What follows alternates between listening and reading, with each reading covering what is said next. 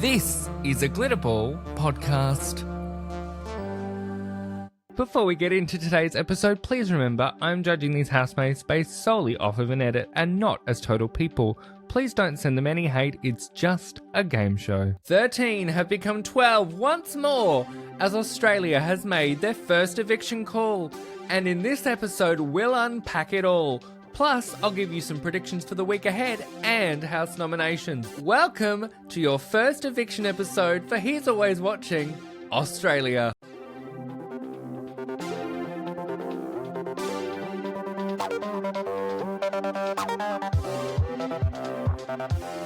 From Glitterball, this is He's Always Watching, a Big Brother podcast.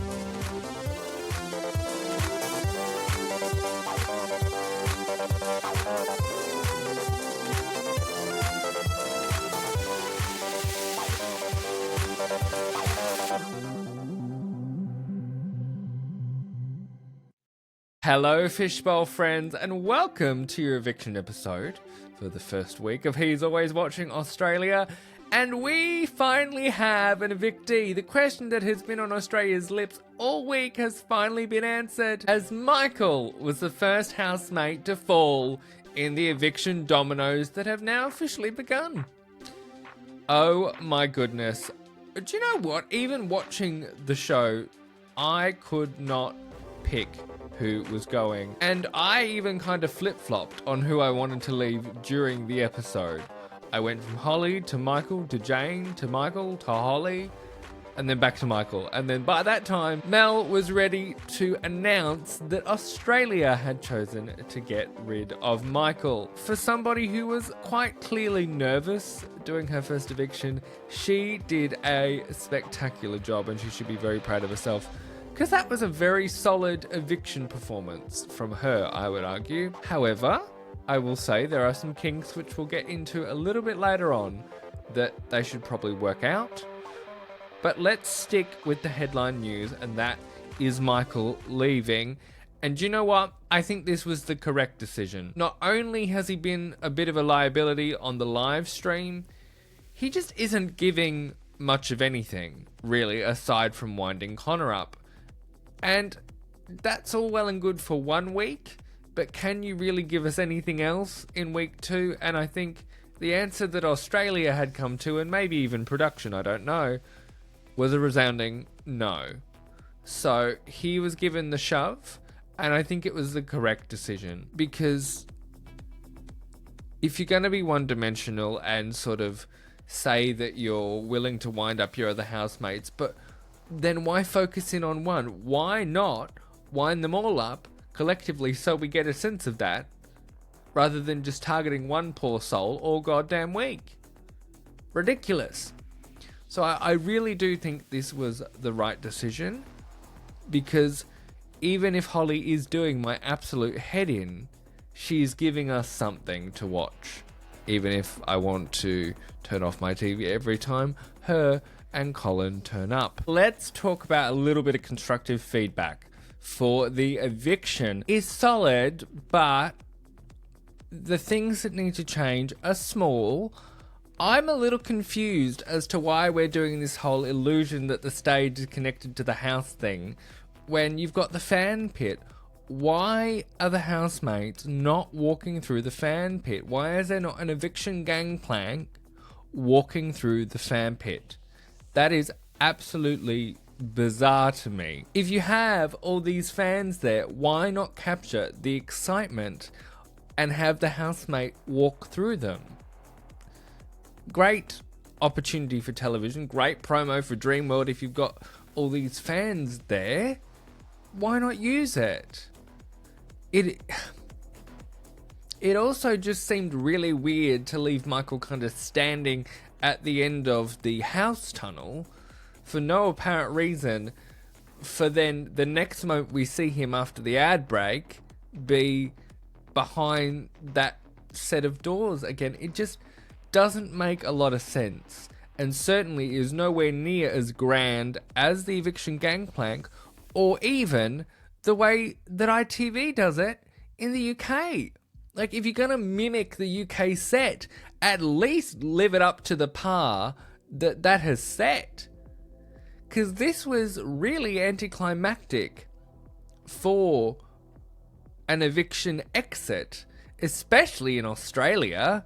We're used to them being such a big thing. Basically a wet noodle of an eviction, if I'm honest, in terms of the exit itself. And then to not give Mel a stool, a seat of any kind to do the interview on. I mean, you can't give the woman a roof, and now you're not even giving her a chair. The budget cannot be that tight. 10. Like, for goodness sake, I don't know, get the stool to be sponsored or something. But in reality, these are all small things that they can fix really easily before next Sunday. And so it's not so jarring for the public, I think they should. Because it just felt not as polished as perhaps it could have. Okay, I'm going to get off my soapbox about small things in the eviction now. But that's not all we saw in today's show. No. Because just when it rains, it pours. Showmancers, because we have yet another showmance. Heaven help me. Because I just can't do it. I don't care. Worse still, with the Bruce of it all, is Coco hasn't seen his nomination. So it's like, girl, what? You're going for him? No, run the other way. No, don't do it. And I feel like all of Australia was collectively going, no, don't do it.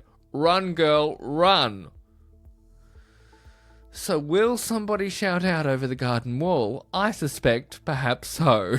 So we're going to have to stay tuned this week. We also saw Holly actually have a bit of a come to Jesus moment in this episode with the dinner where they were, by the way, bravo production for the dinner where they were all dressed as clowns. That was inspired and I like it and I hope we see it again. The Dinner of the Damned is a weekly segment that I would deeply enjoy, so please can we keep it. She had a real come to Jesus moment with that dinner though, and maybe it was the first time it actually felt real to her, and you kind of saw her go, okay, time is running out, the clock is ticking. And you know what? Maybe that's what she needs as a kick up the behind to give us more as a housemate. Because I'm not going to repeat myself. You know how I felt about Holly this week.